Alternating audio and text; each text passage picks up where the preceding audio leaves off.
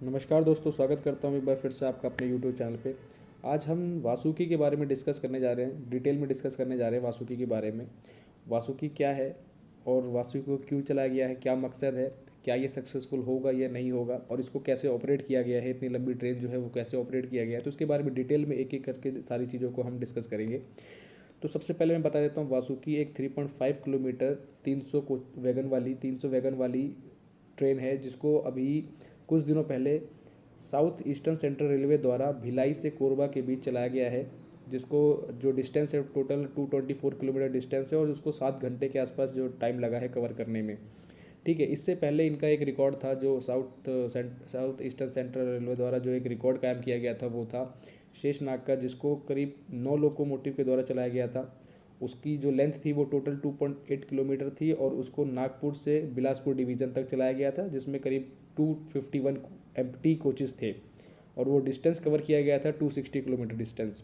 उसके बाद ये दूसरा रिकॉर्ड उन्हीं के द्वारा कायम किया गया है, अपना ही रिकॉर्ड तोड़ते हुए उन्होंने फिर से एक रिकॉर्ड बनाया है। तो उसके बारे में एक एक करके हम जानते हैं। सबसे पहले मैं बताना चाहूँगा कि ये जो ट्रेन चलाई गई है ये केवल एक लोको पायलट और असिस्टेंट लोको पायलट के द्वारा ही चलाई गई है। इससे पहले जो शेषनाग ट्रेन थी उसमें इंडिविजुअल लोको में अलग अलग लोको पायलट और असिस्टेंट लोको पायलट था, जिनका जो कम्युनिकेशन था वो वॉकी टॉकी के थ्रू होता था। ठीक है, तो वो एक ड्रॉबैक था कि अगर हमको इतनी लंबी ट्रेन चलानी है और हमें इतने लोको पायलट या इतना क्रू का यूज़ करना है, तो फिर ऐसे क्या फ़ायदा। इसको हम इंडिविजुअल भी चला सकते हैं, लेकिन इस बार जो उन्होंने सिस्टम यूज़ किया, वो सिस्टम ऐसा सिस्टम यूज़ किया जिसके थ्रू उन्होंने एक ही लोको पायलट के द्वारा पूरे सभी के सभी जितने लोकोमोटिव उसमें लगे हुए थे वो सभी के सभी कंट्रोल किए गए। और उस सिस्टम का नाम है DPWCS, distributed power wireless control system. इस सिस्टम के द्वारा इन्होंने सारे लोकोमोटिव कनेक्ट किए गए, और जो एक लोकोमोटिव में ऑपरेशन होता था वो सभी में उसमें ऑपरेशन होता था। स्पीड इंक्रीज़ करना, ब्रेक लगाना, जो भी सिस्टम होता था वो सभी में इक्वल होता था। तो इस सिस्टम्स के द्वारा ही ये अचीव किया गया है। और जैसा कि आप जानते हैं कि इसमें बीच बीच में एक लोकोमोटिव लगाया जाता है, तो वो क्यों लगाया जाता है उसके पीछे का एक रीज़न है। अगर ना लगाएं तो क्या नुकसान है और लगाने से क्या फ़ायदा है, और क्यों लगाना ही पड़ता है। हम अगर जब अपना क्रू बचाते हैं, यहाँ पे loco pilot assistant loco pilot staff को कम करते हैं, तो हम इंजन को भी कम कर सकते हैं।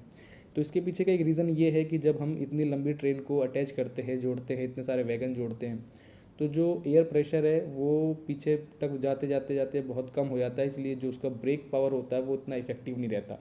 उस ब्रेक पावर को इफेक्टिव मेंटेन करने के लिए हमें वहाँ पे बीच में एक लोकोमोटिव लगाना पड़ता है 58 to 60 वैगन्स के बाद। ठीक है, तो 58 to 60 वैगन्स के बाद एक लोकोमोटिव लगाना पड़ता है जो कि उस एयर को टॉपअप करता है और कपलिंग को भी थोड़ा सपोर्ट देता है।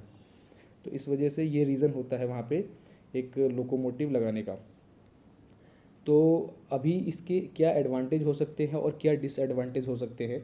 तो एडवांटेज में अगर हम बात करें तो देखिए, सबसे पहले क्या है कि इसमें स्टाफ कम लगेगा। इतनी लंबी ट्रेन जो ले जा रहे हैं वो केवल एक स्टाफ के द्वारा ले जाया जा सकता है। हम ज़्यादा गुड्स जो भी माल ढुलाई है वो ज़्यादा कर सकते हैं एक ही बार में हम जब 5 ट्रेन, ये करीब करीब 300 वगैरह की 5 ट्रेन है, इसको अगर हम अटैच कर दें तो ज़्यादा माल ढुलाई कर सकते हैं, और टाइम जो है वो कम लगेगा एज़ कम्पेयर टू इंडिविजुअल के। तो ये कुछ इसके फ़ायदे हैं, साथ ही इसका कुछ नुकसान भी हैं। डिसएडवांटेज ये है इसके कि सबसे पहले कि तो इसको कहीं पे हम रोक नहीं सकते। एक बार हमको किसी स्टेशन से हमने इसको स्टार्ट किया तो उसको अप टू डेस्टिनेशन तक इसको कंटिन्यू चलना होगा, कंटिन्यू जाना होगा, इसको कहीं रोक नहीं सकते। इसके पीछे रीज़न ये है कि अगर कहीं पे इतनी लंबी ट्रेन जो कि करीब करीब 3.5 किलोमीटर लंबी ट्रेन है, कहीं पे भी रोकने पे पूरा सेक्शन ब्लॉक हो जाएगा। पूरा सेक्शन ब्लॉक हो जाएगा तो कोई भी गाड़ियाँ जो है वो पीछे तक ट्रैफिक होल्ड हो जाएगा, कोई भी गाड़ी क्रॉस नहीं कर सकती, इसलिए पूरा सेक्शन ब्लॉक हो जाएगा। तीसरा क्या है कि अगर कोई फेलियर हो गया तो फेलियर होने के बाद भी इसमें कुछ प्रॉब्लम आ सकती है, वो भी पूरा सेक्शन ब्लॉक करेगा, उसको रेक्टिफाई करने में और उसको शॉर्ट आउट करने में थोड़ा सा टाइम लग सकता है।